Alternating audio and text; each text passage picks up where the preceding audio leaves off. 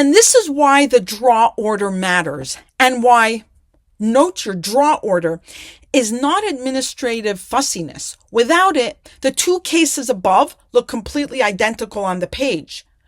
You would have two cards with the same image and no way whatsoever to tell contamination from signal. The numbering is what lets you tell them apart afterward, and afterward is the only time you will need to. Number your cards. Now, the hardest instruction of the day, and the one you are most likely to disobey without noticing. Do not score anything. You will finish your pass. You will have a page of impressions with card names written beside them. And you will immediately want to go down that list and see how you did. You'll want to look at the card where you wrote cold, metal, narrow, and see that it was in fact a sword card and feel a small electric thrill and conclude that something real is happening. Do not do that. And I want to explain why with some precision, because don't check your work sounds anti-intellectual, and it is the opposite. Scoring happens only after pass 2 is fully recorded. That is the book's instruction. And it is a requirement of method, not a matter of taste. Here's the reason. A single pass cannot be tested against anything. What would you compare it to? The card's conventional meaning? The booklet? There is no booklet. But the booklet is exactly what we're trying to get out of the way. If you score pass 1 against the standard meanings, you have not discovered your deck's vocabulary. When I say your deck, coming from your intuition's deck's vocabulary, your intuition's vocabulary, right? You have simply measured how well your hands reproduce the book you already read, which is a measure of your memory, not of your perception. The lexicon, your dictionary, the dictionary of your intuition, does not test your impressions against the tradition. It tests your impressions against your own impressions, taken independently, 14 days apart with no memory in between. Stability across 2 blind passes is the evidence. Nothing else is. So, a single pass is not evidence. It is half of an instrument. And half an instrument does not take a reading. It just sits there waiting for its other half. Write your pass. Do not grade it. Close the notebook. When your pass is complete, 3 things happen. Do all 3 today before you get up from the table. Seal it. Close a notebook. Put it somewhere where you're not going to idly open. Not the drawer you open every day. If it helps, fold the pages over or clip them shut. Make it require a decision to look. Diarize it. Right now, before you close this session, go to your calendar and write Lexicon Pass 2 on day 19. Do it now. Do not trust yourself to remember. You have 14 days of practice between here and there, and I promise you this will slip. The book requires at least 14 days between the passes, and our schedule places pass 2 on day 19, which is exactly 14 days from today. That is not a coincidence. It is built that way. And third, do not reread pass 1. Not once. Not to just check something. Not to see whether you wrote what you think you wrote. I want to be very direct about why, because this is the instruction that people break with the cleanest conscience. The moment you reread pass 1, pass 2 is dead.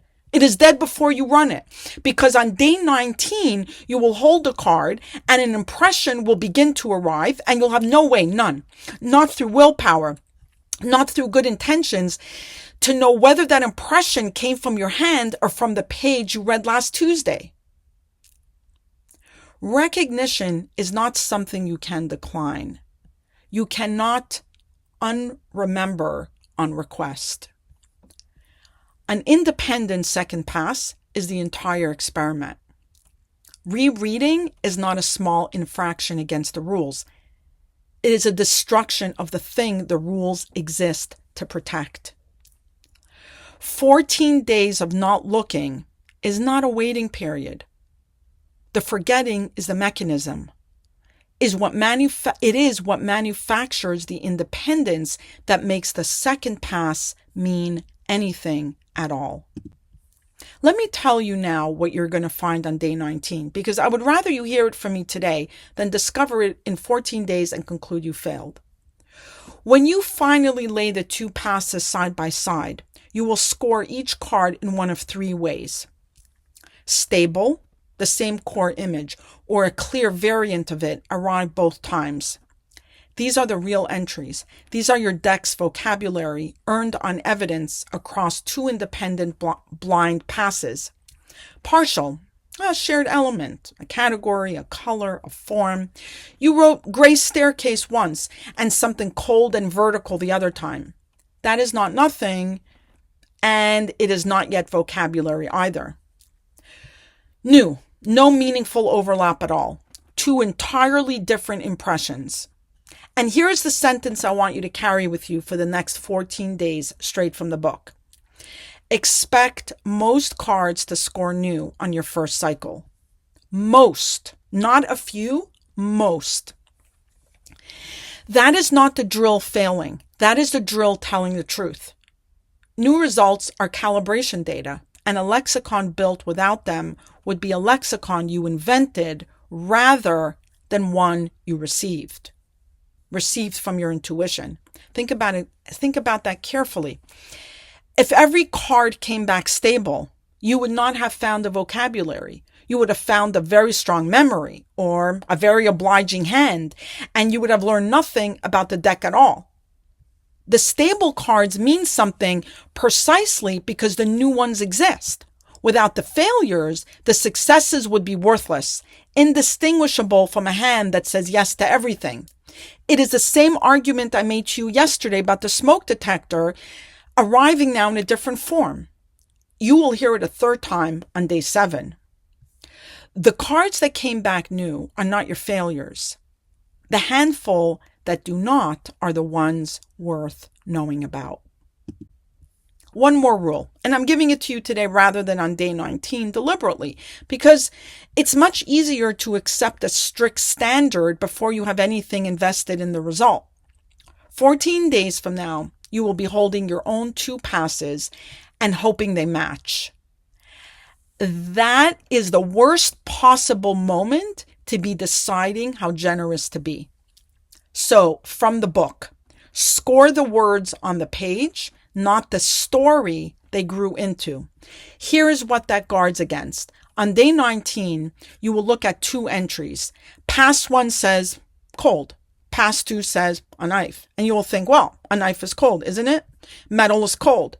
That is basically the same impression. Stable. No, it is not. On the page, one word says cold and the other says a knife. Those are different entries. At best, that is a partial, which means a shared element, a shared category. And if you score it stable, you have not discovered anything. You've built a bridge between two unrelated words, and then walked across your own bridge and called the far side evidence. A generous scorer finds a lexicon in noise every time. Given enough interpretive latitude, any two impressions can be made to rhyme. That is what minds are for, and it is precisely the faculty this entire method exists to hold at bay. So score what you actually wrote, not what you meant, not what it clearly must have been pointing at. The words on the page. Record that. Be strict on day 19, and a stable score will be worth something. Be generous, and you'll end up with a beautiful lexicon that tells you nothing, and you'll never know it, which is the worst outcome available to you because a false instrument you trust is more dangerous than no instrument at all. Let me lay out your day in order so there's no ambiguity when you get to the table. A, your daily record. This still happens. It is day 5 of the practicum, 5 steps, in order, in one sitting, and distance is still your lens, exactly as it was on day 3. The lexicon does not replace your log. Nothing replaces your log. B, the Lexicon, pass 1, separate paper, separate sitting, 20 cards at minimum, blind, in one go. If your energy is better on a different day this week, the book says run it once during phase 1, so you have some latitude, but our arc puts it today, and the 14-day clock to day 19 starts when you run it. If you slip it later, slip past 2 by the same number of days. The interval is what is protected, not the calendar date. C, seal and diarize. Close the notebook. Write past 2 on day 19. Then do not reread it. 2 separate sittings. Do not merge them. If you try to do the Lexicon inside your daily record on the same page, in the same breath, you will contaminate both. The log wants a layout and a geometry. The Lexicon wants single cards and no geometry at all. They are different instruments asking different questions, and today they simply happen to fall on the same page. That is day 5, and it is the longest thing I will ask of you in this phase. Here is the whole of it. Your deck has a vocabulary you do not yet know. You cannot get it from a book, and you cannot get it from a single sitting. You can only get it from 2 independent blind passes, run 14 days apart, scored strictly against each other. Today you run the first one. Write it down exactly as it comes. Do not interpret. Do not score. Seal it and walk away. The results exist in 14 days, or it does not exist at all. That is not a poetic flourish. It is a literal description of how this instrument works. There is nothing to know today. There is only something to record today, so that there can be something to know on day 19. You're not asked to believe. You're asked to record. Tomorrow is back to the field and back to normal length. We take the second of the 3 spatial signals cluster, and why density is a claim. I will see you on day 6.